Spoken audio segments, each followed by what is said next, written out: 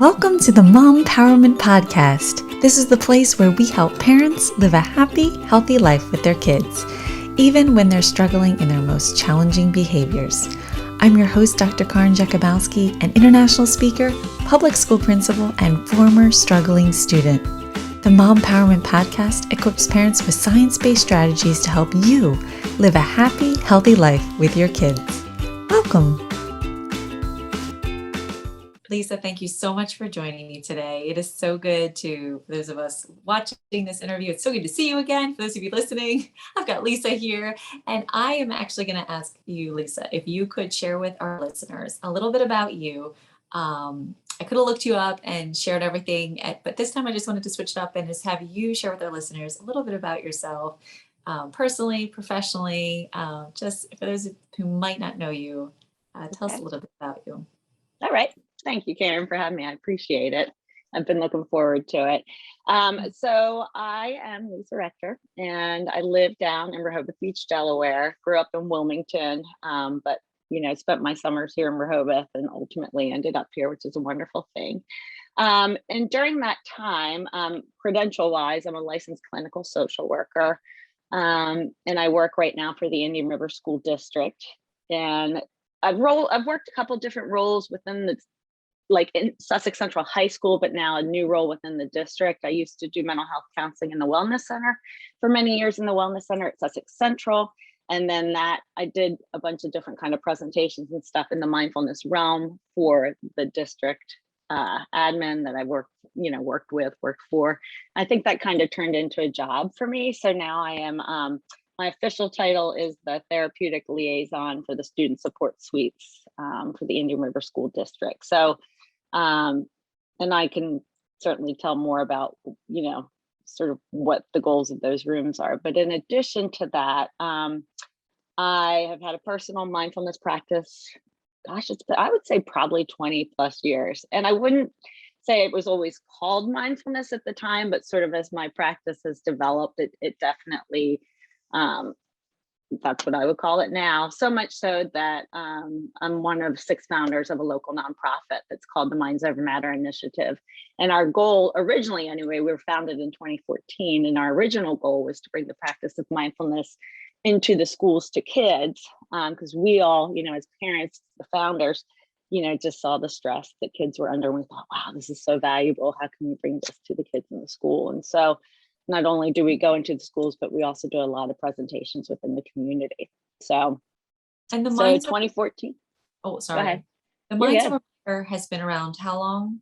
Did you say? We formed in 2014. Wow. So there's 6 of us who are the founders. And it's just, it was just sort of like a little organically grown group of moms here. We, down here in Sussex County, it's almost like everybody knows everybody more or less, so many degrees of separation. And so just in our community, I was having lunch with who's now one of my co-founders of Minds Over Matter, Beth Joslow. And she was telling me how she was speaking with a couple other people, Krista Griffin, Karen Barwick, about bringing this, wanting to bring this practice of mindfulness into the schools. And they had a few discussions about it. And I said, oh, I would love to get in on that. It's something I'm really passionate, because I was using it a lot in sort of my counseling sessions with kids.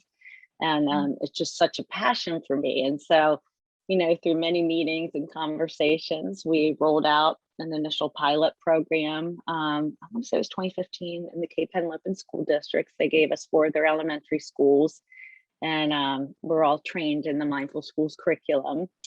I'm a certified mindfulness instructor through the year-long curriculum as well. I did like a year-long program. You did a year-long program, right? I did their year-long, and I submitted a practicum, so I got officially certified through them. And so, we've grown enough that we've hired other teachers who we contract with, other trained teachers in mindfulness who will help us when we have contracts with different schools schools that we've been in. So, and then what did that program look like in the elementary school? So our first year, like I said, they gave us 2 classes within each of the 4 elementary schools. And upon completing the Mindful Schools program, they do give you a curriculum that you can follow. So it basically looked like we would go into the schools twice a week for 15-minute sessions with the kids for a period of 8 weeks. And it just went beautifully. The So kids, so it wasn't every class in the school? no, they just gave us 4 classes. Oh, Yeah. interesting. And did you Yeah. do a pre and post survey with them or no? Oh yeah, we did do pre and post tests. I think we have them somewhere on the, I'm pretty sure And we did pre and post. what do you remember to like be standing out as like something that they said about Uh, it that like, I mean, I know it's so long ago, but was no, there something? I mean, there's so many little funny things. In fact, our website, which does need to be updated, like we have a poem that a kid wrote on there about mindfulness, just, how cool it was. But, um, like one thing that just really touched my heart in one of our classes, and this, we had a teacher who really just embraced it and was very open and really kind of sustained it throughout the weeks in his classroom to kind of really help develop the practice with the kids. And so we had like a sharing circle at the end, and just the things that the kids said and shared with us, how it's helped them so much. Like some of them the majority of the class would say, like when we first went in, and these were like little second graders, first graders, who in here has problems sleeping, and all the hands go up at that little age. And so, they said, I sleep better at night. I use my breathing before I take a test. And so I don't get as anxious. I was in a swim meet one time, was really nervous, and I learned to just breathe and pause. And one kid even said it, and this was one of my favorite, always cracked him up because he really made his brother mad. And he went to his room and breathed instead of saying a curse word. So I won't tell you explicitly what that was, but it was pretty funny. So and to see them just like settle and kind of the kindness and the compassion it cultivated within the kids. Even the teacher would say, gosh, we haven't had any issues of bullying, in the playground, or issues in the cafeteria, or at least they've been down since they've been taking this program. So it was fabulous. In our data, 100% of the kids said they wanted us back. I'm sorry, 100% of the teachers said they want us back. And I think like the overall rating for the kids was about 87%. Wow. I know. Yeah, How can you refute that data and not be inspired to continue the work? Now, I know. I you know. were still able to work in a school this past year. Can you tell us about that? What did that look like and what was the age? So actually, so I could speak on behalf of Minds Over Matter, or do you want me to speak to my own experience working within a school district? Because we have Well, both. did you run a mindfulness little practice in the school last year? We did programming with the Sussex Montessori School. And so Okay. they're a new school that just opened this past year. Right now it's K-3, but I think the goal is to expand. And we started in February. And if we were going to follow like the Mindful Schools curriculum, which, we can adapt and change all the time, of course, with permissions. So, we did the 8-week, 16-session classes, but they loved it so much they asked if we could extend it even longer, almost to the end of the school year, which was perfect. So we had to improvise. We had one class on ground, and then we had one class virtually. So it was 2 classes a week, but one in person and one virtual. And all the classes, K-3, had these experiences. And I have a folder here. Actually, I just happen to have it next to me, but like the comments from the kids are just so wonderful. It's just if you want, I mean, I can point. Yeah, yeah, go ahead. And I would think while you're looking, I would think this year, like on a normal year, this is helpful for the kids. But this past year, I bet it was even more of a grounding for them when there was so much unknown and so much unexpected and didn't know what was happening in the next moment, right? Oh yeah, absolutely. Absolutely. And so our teachers, I wasn't there teaching. I think you've interviewed, well, she didn't teach this one, but I know you've interviewed Heba before, but Amy Casas, as well as Karen Trupo, they're 2 of our teachers who teach for us, and they ran the program over there this year. And I mean, the feedback just is terrific. The kids absolutely, all in caps, loved mindfulness. These are like the teacher evaluations. For example, the students enjoyed the lesson on using their sense of smell to guess what was in the cup. They loved being able to close their eyes and use their background knowledge to guess the food. So mindfulness isn't just about getting quiet, but it's just like fully being in the experience. So learning to really, when you're seeing things, when you're tasting, when you're hearing, when you're touching, to notice that and be present in the experience. So that's just a little random one that I pulled out. So beautiful. And even kindergarten, right? Did you do as low as kindergarten, you said? Kindergarten to third grade. Yeah, Yeah. I know. It's amazing. I absolutely just love that. And then so your work in your other job that you do, how do you infuse the mindfulness, and can you tell us what that looks like and what you've seen the benefits of in that world?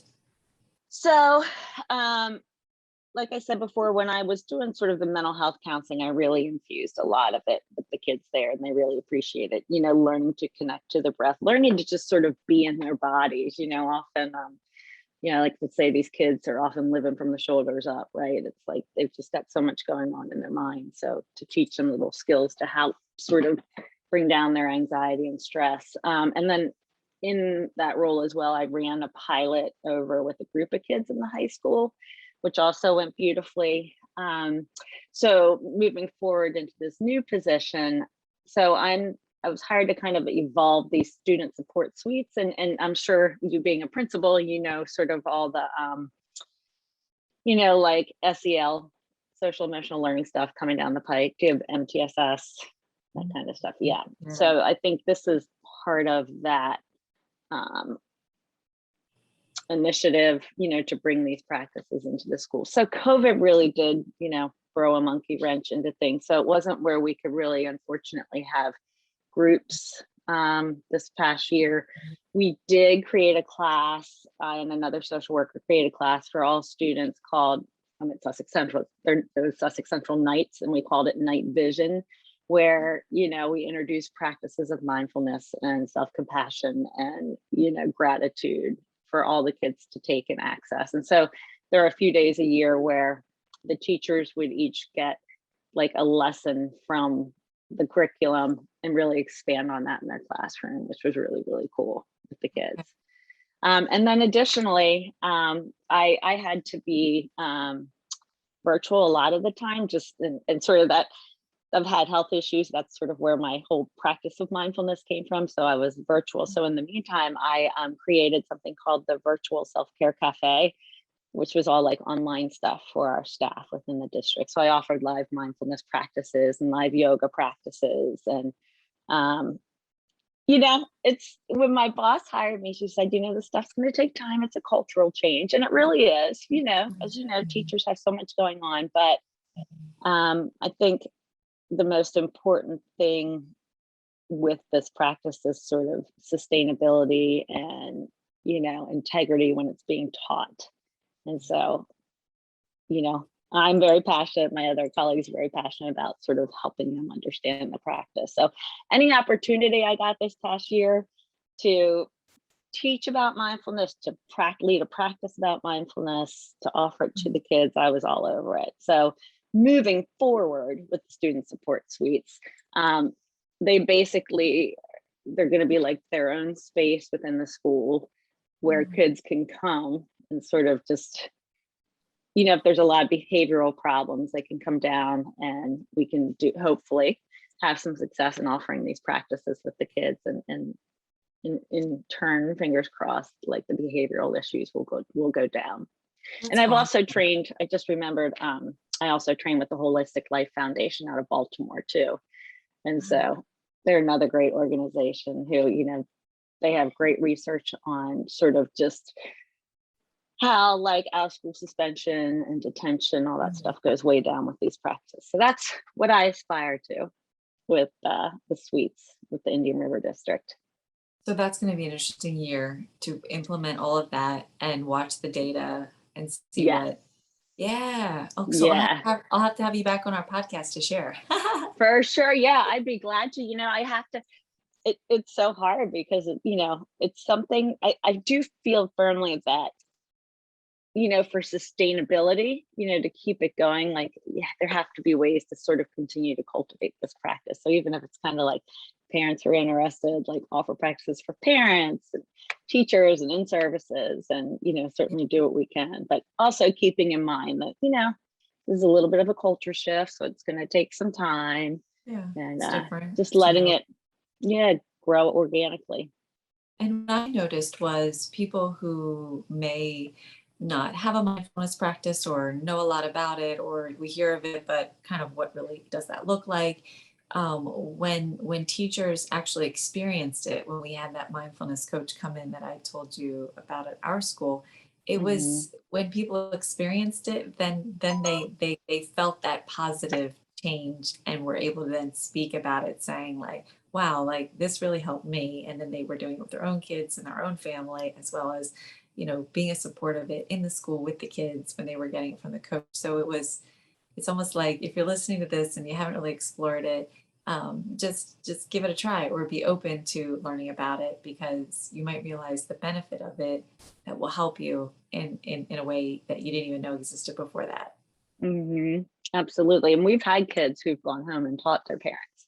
Kids who Isn't it? we've taught who've reported back that they've gone home and taught their parents. I had one student said every night at dinner they would pause and just kind of settle and do some breaths, and then talk Yes. about something they were grateful for. So So it's what's So go what's ahead. one little breath activity that maybe someone listening or watching this could learn from you right now and like practice with their kid? Do you want to just like walk us through a simple one? Well, the one actually, and I really like to educate people on the importance of the breath. So I really like to do the belly breathing. And the reason why that's so powerful is because, often, if you were to look at a newborn baby when they were born into this world, you'd see their belly going up and down and breathing.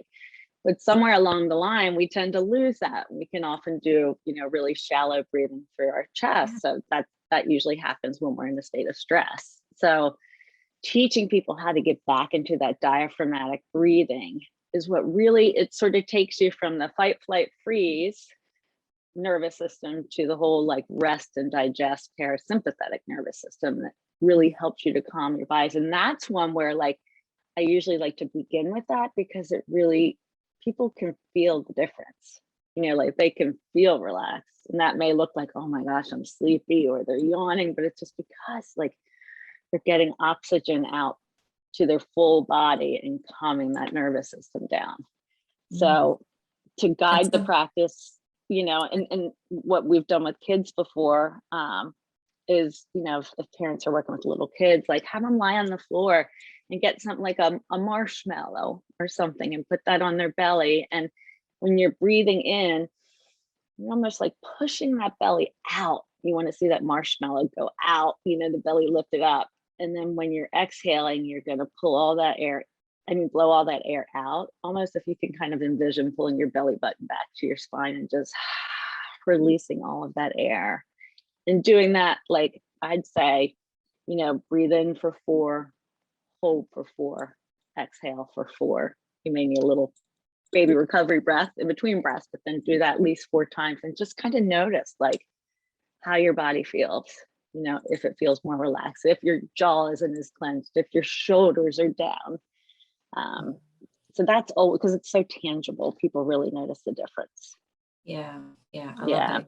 Thanks for explaining that and sharing that for us so we can try that. Well, The yeah. listener. Now, like, don't like totally quote me on this, but if I understand it correctly, when you take these deep belly breaths, it presses down on the diaphragm, and that stimulates the vagus nerve, which is like the second largest of bundle of nerves in our body, and that runs all the way up to the back of the spine and helps with the production of serotonin, which is like the mood drug, like mood leveling, feel good kind of brain chemical. So Yeah. Oh, this it's is so good. interesting. Yeah. Yeah, Oh, fascinating. thank you for sharing that. Sure. So, we probably have parents, moms, anyone listening on this episode, and we've got our kids coming back in the fall. There could be a lot of anxiety around that. Maybe parents have anxiety for their kids having anxiety. What's like something you could share or leave with them with something around this work that could help them? You know, what my teachers from mindful schools taught me is to really practice, and I quote, short moments of awareness practice many times throughout the day. So it may, like we spoke about before, it may not be easy to just go from being active to just sitting in quiet, just sitting quietly. So practice little activities of awareness where, when you're washing your hands, like really be in that experience, like feel the temperature of the water. And then, what does the soap feel like? Or like same thing when you're in the shower, when you're outside, like when you go outside, no headphones, try not to talk if you can, and just see what you notice. See, maybe you notice something different that you didn't notice before because you're really paying attention on purpose with curiosity, which is kind of the definition. So, and then, the short moments of awareness practice many times throughout the day, that helps to grow those periods of time to where, all right, let me try and sit quietly here for a few minutes, and see if I can just sit and be still. I like the, what are they called? The spheres, Hoberman spheres. Have you ever seen those? No, tell They're me. big. It's called a Hoberman sphere. I wish I had Okay. mine right here, but it's like this really cool ball that you can, like when you Oh, inhale, you pull yes. it out, and when you exhale, It expands. The kids love that. They yes, that's a absolutely love it. great one. And it's a good visual.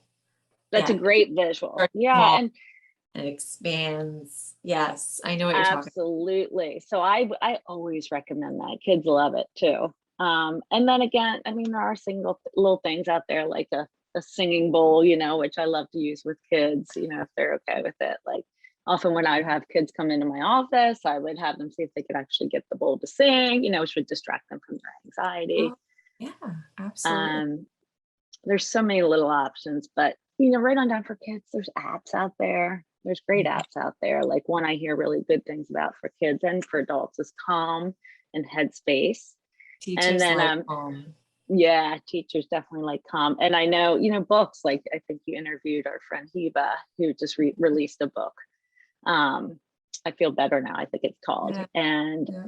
what I like about that book is it could, someone who has zero knowledge of practices of yoga and breath work and mindfulness could read this book and guide a practice for their kids, That's without any exactly knowledge. It how takes I you felt. right through it in the She form did of a so. story. She Yes. did. And She for those did. She's, Heba is on a previous podcast. If you go back maybe like 6 podcasts, you'll find Heba's interview. And if you watch the video of it on YouTube, she actually does like a whole picture book reading of it. So yeah, I felt the same way. Like if anybody didn't know anything about yoga or mindfulness, her book really like just walks you through a very simple way where you could even practice it with your kid and like kind of show your kid. So yeah. Yeah. yeah, So, I think those are all really good places to yeah, start, yeah. and what I love, I have any here for, oh, I do. So, for adults, for example, who really kind of want to start a practice, short Mhm. moments of awareness is, get a few of these little stickers, right? Like little yard sale things, and put them someplace that you will see them, but not so much that they become invisible. And when you say, just pause, notice, how are you feeling? Where's your mind? What's going on? And just be curious. I like to say, be like the scientists of your mind, just explore what's happening, what's going on in those Become moments. more. Yeah, yeah. Yeah. Yeah. So you started your mindfulness practice, like you said, Mhm. like 20, 25 years ago. Yeah. So Yeah. how did your practice evolve or start, or how someone show you, or Well, it's kind of interesting. So as a little kid, I was like 5 and I was diagnosed with kidney disease. And then fast forward 20 plus years later, I had like an episode, I've been fine. And then 25 years later, I had like a flare up, and I was just highly anxious from that. Like it just, I think there was a lot of stuff that probably got triggered from when I was little because I had big surgeries and everything, and I was like a walking anxiety attack. And I wish I knew who turned me on to it, but someone had suggested that I listen to these books on tape, date myself. Dr. Andrew Wild is his name, Weil, not with the D, Weil. And they were meditations for optimum health. And I remember just religiously listening to those books on tape all the time. And I think that's kind of where my practice began. And then I just found such peace in that. And through the years, there's another podcast that I listen to. I don't know if you've heard of Tara Brach or not, but she's wonderful. And just was getting little tastes of it here and there that really just kind of, made me hungry for more. That's my training with Mindful Schools and, the Holistic Life Foundation. I'm actually getting ready to do another program with Breathe for Change, starting in October. So I just love to always, expand on this because, like I said, it's a lifesaver for me. It's been a lifesaver for me. Yeah, it has, and it can be. I think people will realize that if they give it more time and space in their own life. Yeah. Do you have any suggestions for someone who may be interested in beginning their own mindfulness practice? Like, what would you say to somebody? I would tell them that you can't stop the thoughts. So don't expect the thoughts to stop. I mean, I always like to give a little neuroscience flip to people, which is like the average person has anywhere from 50 to 70,000 thoughts a day. 75% of those are negative and 90% are reoccurring. So our brain's just like all the time. So just like our heart pumps blood, our brain thinks thoughts. So it's not something where like you're going to be able to quiet down, but you're going to begin to maybe change your relationship over time with some of the thoughts that really just are running in the background that can kind of wear you down. So I think just try and approach it with curiosity and non-judgment. It's very easy to be like, I can't do this. I could never sit still. Like, it's not a quick fix. It's something that takes a while. You don't go to the gym and build a muscle in one day, right? So this is something that just takes time, and just to have compassion for yourself that you're just starting something new. And like I said, it doesn't have to be right off the bat sitting on the cushion or whatever and getting quiet. Although in time, I find that personally very helpful because you just don't realize sort of all the stuff that is sort of playing in the background of your mind. But it does just help you realize, like, I mean, how do you, like, you can't, it's hard to put into words for me, like what it means to be present. But when you have those bits of presence, it's very powerful. And that you realize, like, oh my gosh, I want more of that. Yeah, I love that. Just have compassion with yourself. And I know in the mindful schools, the first course that they offer, they just have you sit comfortably, still, quiet. You don't have to sit in the lotus position or sit and, hum or, and your fingers a certain way, which people, think because they just don't Your know. mood just right. Yeah, you don't have to do that. You can just kind of like sit comfortably and still, and it's really just calming and stilling your place, your mind and your thoughts. And what about any suggestions for implementing a mindfulness program or mindfulness work in the schools? What would you say to anybody listening? I'm gonna back up and say one more thing to your last question, Yeah, if I tell. may, if that's okay. Yeah, Just know that they can always listen to a guided meditation too. Okay, so that really. that's helpful too. If people, Mhm. just they find it hard initially to just be quiet. Follow a Yeah, guided meditation. That's fine. Another great one's Insight Timer. It has a tons of hundreds yeah. of free guided meditations. So my recommendation in starting a program in the school is, I think since we started back in 2014, uh, minds over matter, like the practice of mindfulness, it's become so commonplace anymore. Like you see it everywhere. So at least there's more known about it. Um, what I've heard is teachers really experience a lot of initiative burnout. Like, oh gosh, here's one more thing we have to do. So we've kind of, on behalf of Minds Over Matter, we've sort of, instead of like going to people and saying, hey, we have this great program, we've offered it where we can and then have just let it grow organically to where schools come and ask for it with us. But also, like, if it's somebody who wants to start it within their school, like, I would start by sort of finding your champions. That's kind of what I've had to do, is find the people who you feel can really embrace it, who are enthusiastic about it, who are open to trying these things. And I don't know, it's, to me personally, I think it would be a hard thing to mandate for people to do because it is kind of a I think so practice, too. but there's Yeah. ways of doing it that can be fun and not like so intimidating for people who aren't ready for what the perception of mindfulness is, of just sitting quietly and, like you said, in the lotus position or whatever. Mhm. So find your champions, definitely. Start small, you know, and just let it grow organically. Yeah, I think And organic is what I would say too, from what I've noticed in our school and just in talking with others who practice the organic approach really it flourishes and it's the thing that continues because if people then experience it and they have found benefit they just continue it. No one had to tell them they had to keep doing it. right.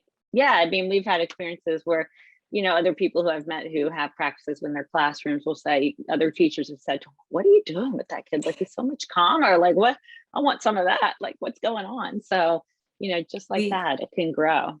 we had a kid who had mindfulness. I think they had it in first grade when the coach came in, and then this year they were in second grade, and it was towards the end of the school year. And I get a call from the teacher, and the teacher's like, "So and so said they need to come down to your office to do some mindfulness." Really? So the student came down and I'm like, okay, sounds like we just need to take a few minutes to breathe, and I always give them the choice, like, do you want to do the ball breath or the finger breath? And they choose. And then I'm like, do you want to do 5 breaths or 4 breaths? And they choose. And then we just did it together, you know? And then Yeah. at the end, I was like, sounds like you were having a rough moment. Like, I always use the question, like, what's up with that? And they Yeah. proceeded to share and we figured out how to problem solve that issue.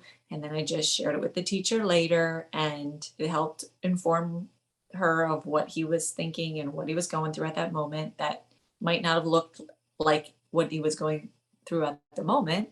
Right. But that kid in second grade knew I need to take a breath, get back in touch with, myself to calm myself down. Or, Yeah. I mean, they were actually kind of calm, but whatever it did in their mind, it calmed something down for us to talk about it and then problem solve the issue. And it was just like for that, like I would trade anything to have kids learn that and know that, right? So Oh, powerful. And thank it's within them. It's within you. them. And that was Yes. the thing. I'm like, this is free. It's in your back pocket at all times. Like, let's just try it. You may be like, what is this stuff? But just trust me. Just try and hold on. Let's practice a little bit. And then, the other thing is, I think if you have your own practice, you may notice it in yourself sort of when you sort of respond to situations with kids who are struggling, just your engagement, the calmness of the engagement can make the big difference in how the kid's going to respond or react or respond, right? Yeah. So So it does. funny. My secretary walked in my office one day and I was sitting there doing a breath with literally, I think I do the finger breath because I just love it because it forces me Oh to like yeah. have to do it 5 times. And I was like, I just need a moment.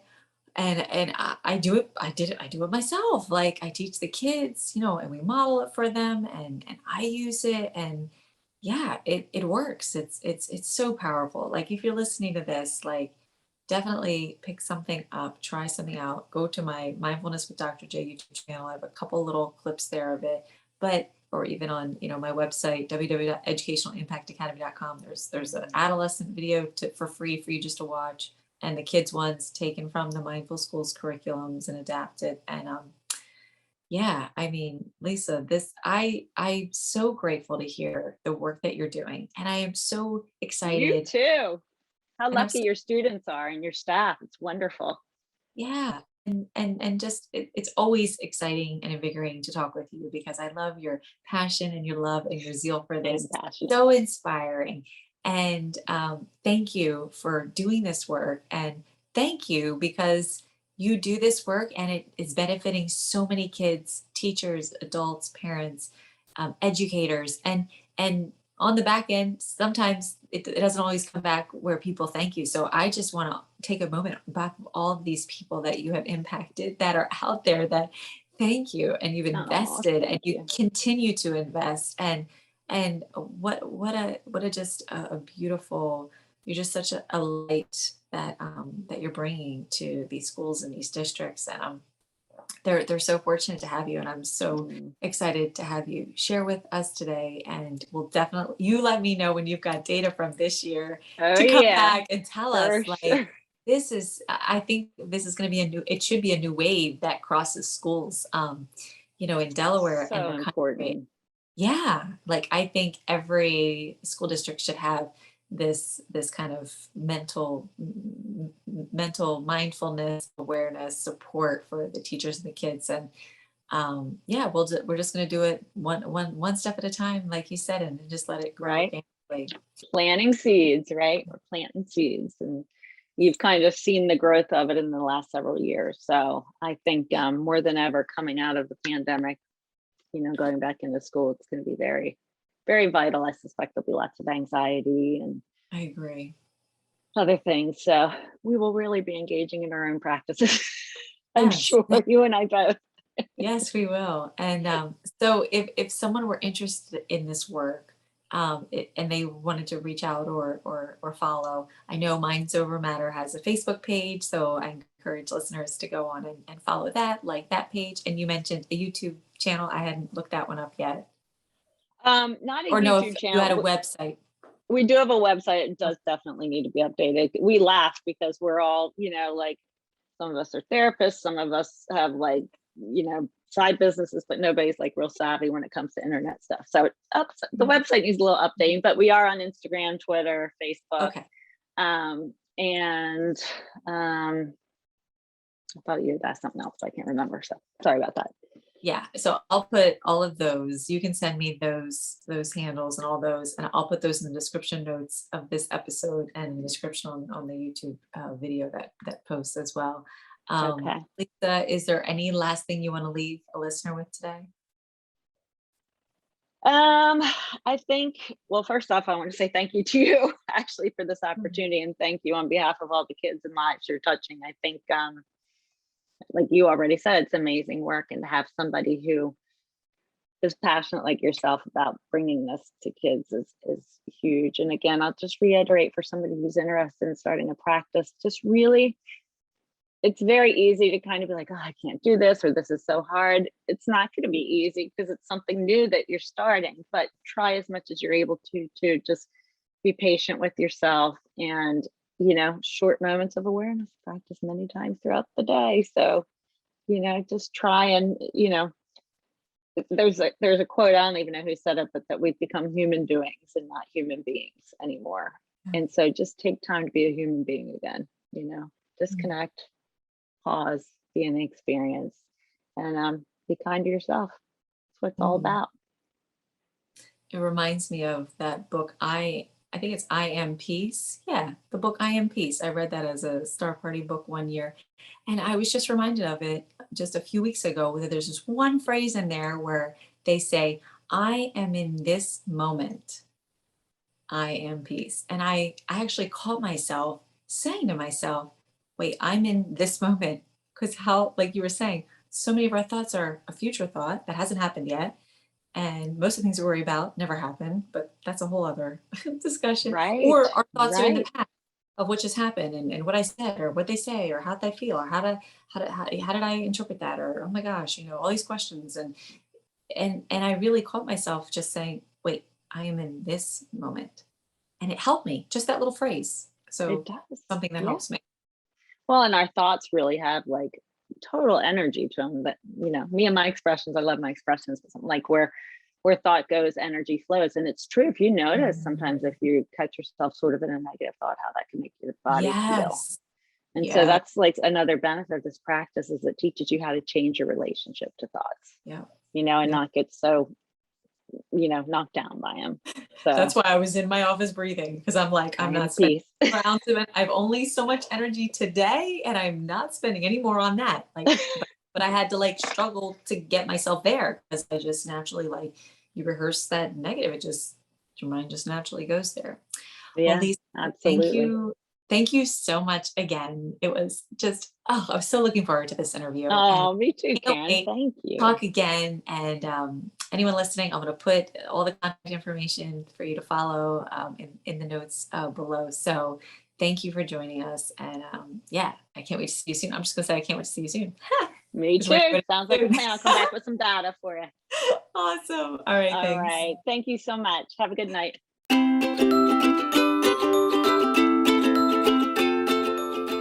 Well, that's all we've got for this episode of the Mom Empowerment Podcast. Thank you so much for joining us today. I can't wait to help you live a happier, healthier life with your kids. Click subscribe today, and we can't wait to have you join us on our next episode.